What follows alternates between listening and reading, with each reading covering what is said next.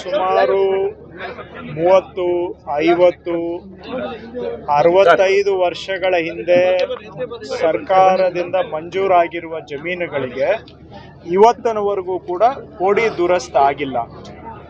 ಸುಮಾರು 10 ರಿಂದ 15 ಲಕ್ಷ ಪ್ರಕರಣಗಳು ಈ ರೀತಿಯದ್ದು ಇದೆ. ಅವ್ರಿಗೆ ಮಂಜೂರಾಗಿದೆ, ಆದರೆ ಆ ಜಮೀನಿಗೆ ಸರ್ವೆ ಆಗಿಲ್ಲ, RTC ಬಂದಿಲ್ಲ, ಅವ್ರಿಗೆ ಇಲ್ಲಿವರೆಗೂ ಕೂಡ ಸಂಪೂರ್ಣ ಮಾಲೀಕತ್ವ ಕೊಟ್ಟಿಲ್ಲ. ಇದರಿಂದ ಅವ್ರಿಗೆ ಹೆಸರು ಇದ್ದರೂ ಕೂಡ ನಿಜವಾದ ಮಾಲೀಕತ್ವ ಸಿಗದೆ ಅವರು ಸರ್ಕಾರಿ ಕಚೇರಿಗಳಿಗೆ ಸುತ್ತಿ ಸಮಯನೂ ವ್ಯರ್ಥ, ಹಣನೂ ವ್ಯರ್ಥ, ಕೊನೆಗೆ ಆಗೋದೇ ಇಲ್ಲವೇನೋ ಅಂಥೇಳಿ ಕೈಚಲ್ಲಿರುವಂಥ ಪರಿಸ್ಥಿತಿಯಲ್ಲಿ ರೈತರು ಬದುಕ್ತಾ ಇದ್ದಾರೆ. ಇದನ್ನು ನಮ್ಮ ಸರ್ಕಾರ ಬಂದ ಮೇಲೆ ಮಾನ್ಯ ಮುಖ್ಯಮಂತ್ರಿಗಳು ಶ್ರೀಯುತ ಸಿದ್ದರಾಮಯ್ಯನವರು ಈ ದುರಸ್ತು ಪ್ರಕರಣಗಳನ್ನು ಆದ್ಯತೆಯ ಮೇಲೆ ತೆಗೆದುಕೊಂಡು ಸರಳೀಕರಣ ಮಾಡಿ ಕೆಲಸ ಆಗೋ ತರಹ ತಯಾರು ಮಾಡಿ ಪರಿಹಾರ ಕೊಡಬೇಕು ಅಂತ ಸೂಚನೆ ಕೊಟ್ಟ ಮೇಲೆ ನಾವು ಈ ದುರಸ್ತು ಮಾಡುವಂಥ ಪ್ರಕ್ರಿಯೆಯನ್ನು ಸರಳೀಕರಣ ಮಾಡಿ ಡಿಸೆಂಬರ್ ತಿಂಗಳಿಂದ ಅನುಷ್ಠಾನವನ್ನು ಆರಂಭ ಮಾಡಿದ್ದೇವೆ. ಡಿಸೆಂಬರ್ಗೆ ಮೊದಲು 3 ವರ್ಷ ತೆಗೆದು ನೋಡಿದರೆ ಬರೀ 5237 ಪ್ರಕರಣ ದುರಸ್ತಾಗಿತ್ತು ಕರ್ನಾಟಕದಲ್ಲಿ.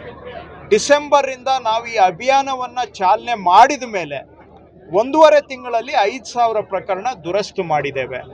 ಅದರಲ್ಲಿ 1236 ಪ್ರಕರಣ ಬರೀ ಬೆಂಗಳೂರು ಗ್ರಾಮಾಂತರ ಜಿಲ್ಲೆ ಒಂದರಲ್ಲೇ ಇಲ್ಲಿನ ಜಿಲ್ಲಾಡಳಿತ ಒಳ್ಳೆ ಕೆಲಸವನ್ನು ಮಾಡಿ ಜನಪ್ರತಿನಿಧಿಗಳ ನೇತೃತ್ವದಲ್ಲಿ, ಮಾನ್ಯ ಸಚಿವರ ನೇತೃತ್ವದಲ್ಲಿ ಒಳ್ಳೆ ಕೆಲಸ ಮಾಡಿದ್ದಾರೆ. ಈ ಅಭಿಯಾನ ಈಗ ಆರಂಭ ಆಗಿದೆ. ಯಾಕಂದರೆ ನಾವು ಬರೀ ಪೇಪರಲ್ಲಿ ಆರಂಭ ಆಗಿಬಿಟ್ಟಿದೆ ಅಂತ ಹೇಳಿದ್ರೆ ಅದಕ್ಕೆ ಅರ್ಥ ಇರೋದಿಲ್ಲ. ಗ್ರೌಂಡಲ್ಲಿ ಕೆಲಸ ಆದರೆ ಮಾತ್ರ ಆರಂಭ ಆದಾಗೆ ಅರ್ಥ.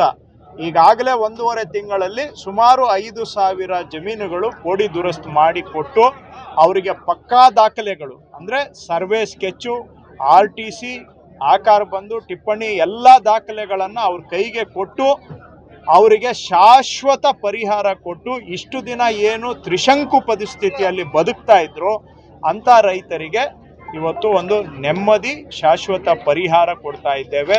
ಇದಕ್ಕೆ ನಾವು ನನ್ನ ಭೂಮಿ ಅನ್ನುವಂಥ ಅಭಿಯಾನ ನಡೆಸ್ತಾ ಇದ್ದೇವೆ. ಜಮೀನಿನ ಮಾಲೀಕತ್ವಕ್ಕೆ ಒಂದು ಗ್ಯಾರಂಟಿ. ಅವರು ಹೆಸರಿದ್ದು ಬಿಟ್ಟರೆ ಆಗಲ್ಲ, ಮಾಲೀಕತ್ವಕ್ಕೆ ಬೇಕಾದಂಥ ಎಲ್ಲ ದಾಖಲೆಗಳನ್ನು ಮಾಡಿಕೊಟ್ಟು ಅವರ ಜಮೀನಿನ ಮಾಲೀಕತ್ವಕ್ಕೆ ಒಂದು ಗ್ಯಾರಂಟಿಯನ್ನು ನಮ್ಮ ಸರ್ಕಾರ ಕೊಡ್ತಾ ಇದೆ. ಇದಕ್ಕೆ ರೈತರಿಗೆ ಭಾಳ ಅನುಕೂಲ ಆಗ್ತಾ ಇದೆ. ಬೆಂಗಳೂರು ಗ್ರಾಮಾಂತರ ಜಿಲ್ಲೆಯಲ್ಲೇ ಹಿಂದೆ ಒಂದೊಂದು ಕೋಡಿ ದುರಸ್ತಿ ಆಗಬೇಕಾದ್ರೆ 5 ರಿಂದ 10 ಲಕ್ಷ ಖರ್ಚಾಗ್ತಾ ಇತ್ತು ಅಂತ ಜನ ಹೇಳ್ತಾರೆ. ಇಲ್ಲಿ ಇವತ್ತು ಯಾವುದೇ ಖರ್ಚಿಲ್ಲದೆ ಅವ್ರಿಗೆ ಈ ಕೆಲಸ ಮಾಡಿಕೊಡ್ತಾ ಇರೋದು ರೈತಾಪಿ ವರ್ಗಕ್ಕೆ ಭಾಳ ದೊಡ್ಡ ಅನುಕೂಲ. ಇದು ನಾವು ನಮ್ಮ ಸರ್ಕಾರ ಮಾನ್ಯ ಮುಖ್ಯಮಂತ್ರಿಗಳ ನೇತೃತ್ವದಲ್ಲಿ ಆರಂಭ ಮಾಡಿದ್ದೇವೆ. ಇನ್ನೂ ಮಾಡಬೇಕಾಗಿರೋ ಕೆಲಸ ಇದೆ. ಖಂಡಿತವಾಗಿ ಅದರ ಕಡೆ ಇನ್ನಷ್ಟು ನಾವು ಹೆಚ್ಚಿನ ಗಮನ ಕೊಟ್ಟು ಮಾಡ್ತೇವೆ.